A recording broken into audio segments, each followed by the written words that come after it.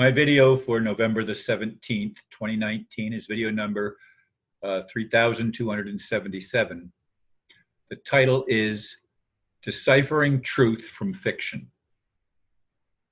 Frankly, getting to the truth about things on this planet where deception is everywhere in everything is probably the biggest challenge we face as human beings.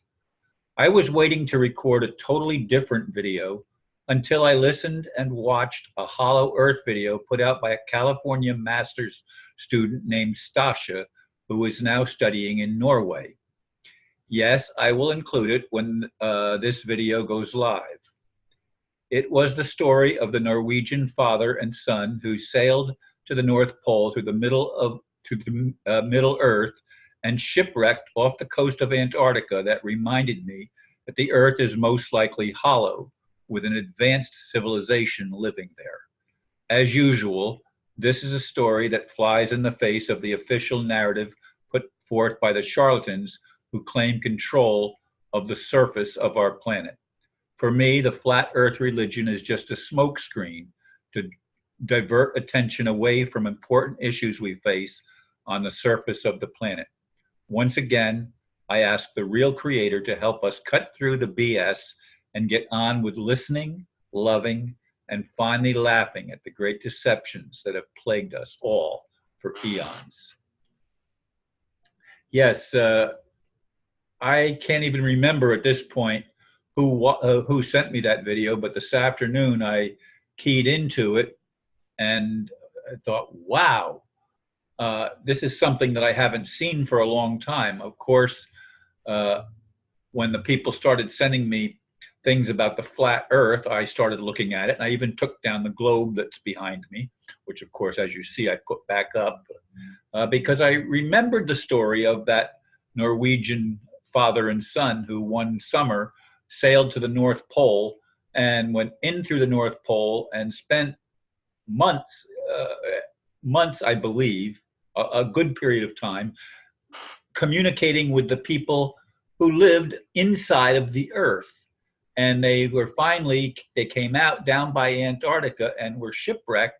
The father was killed and the son survived, and they thought he was crazy, but he held on to his story, as I've said, many, many years after that. Now, of course, I've said that in recent videos and in older videos as well, because to me, that's an important piece of the puzzle. We have been lied to about everything. And the flat Earth people say, then why don't you want to believe in the flat Earth? That's the reason. That's the reason.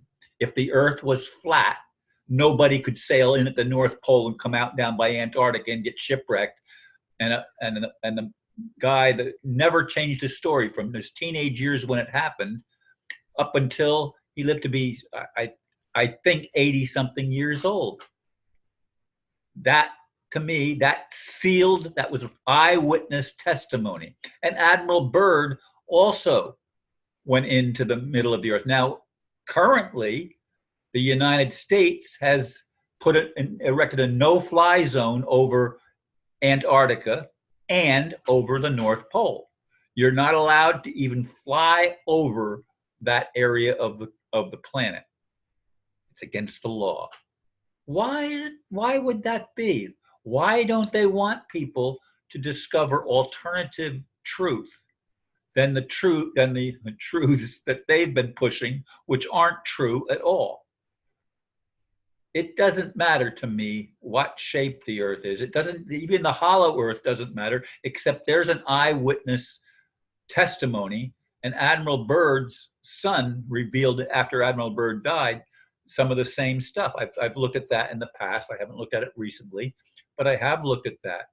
And we need to get it through our heads that there are lots of things that we simply haven't been told about our situation on Earth, who we are. Now, in this lady, Stasha's video that I watched, she said something about people with A positive or whatever, positive blood types were not the norm at one point in time.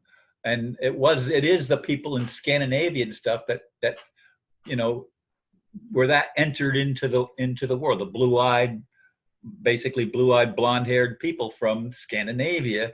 That's the area of the world that these humans came from. And then there's a whole lot there. I've waited until evening, till it's late, and I'm just getting ready to go to bed after I finish recording this. But in any case, there's so much more to investigate, so many things that we don't know. And I appreciate this lady who is working on additional degrees, and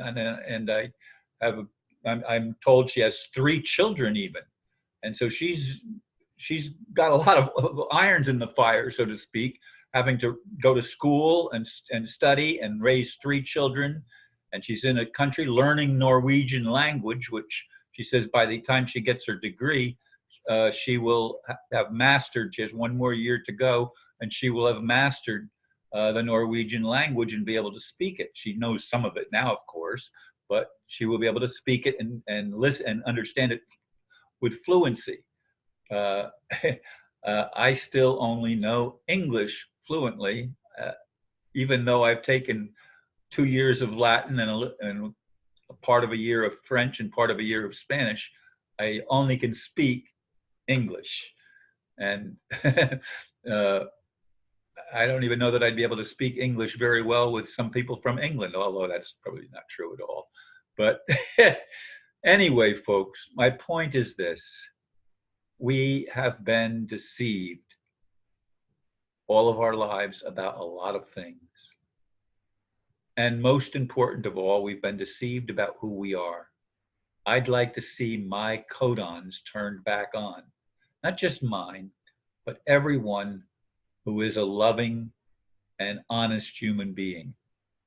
Obviously, to me, those that run the control grid are neither loving nor truthful.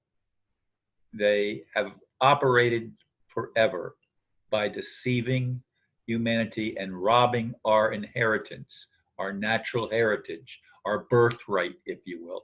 They've robbed that from us. They've dumbed us down through manipulation of our DNA, turning off most of the codons so that we are operating with not even half a deck, a small percentage of a full deck, a few cards that is impossible to win with those few cards. We need the rest of the deck in order to have a chance of actually winning. Anyway, I encourage you, and I'm going to put the link to that article or to that video so that you can listen yourself. It's only a little over a half an hour long. It's part 1, and she's got other ones that she'll be coming out with.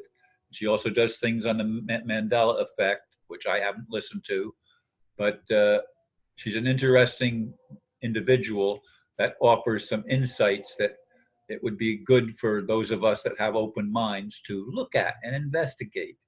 Think outside the box, because the box is a prison. And if we don't get out of it, we're doomed. Anyway, I guess I'm done. I'm not going to, it's not 10 minutes yet, not even 9 minutes.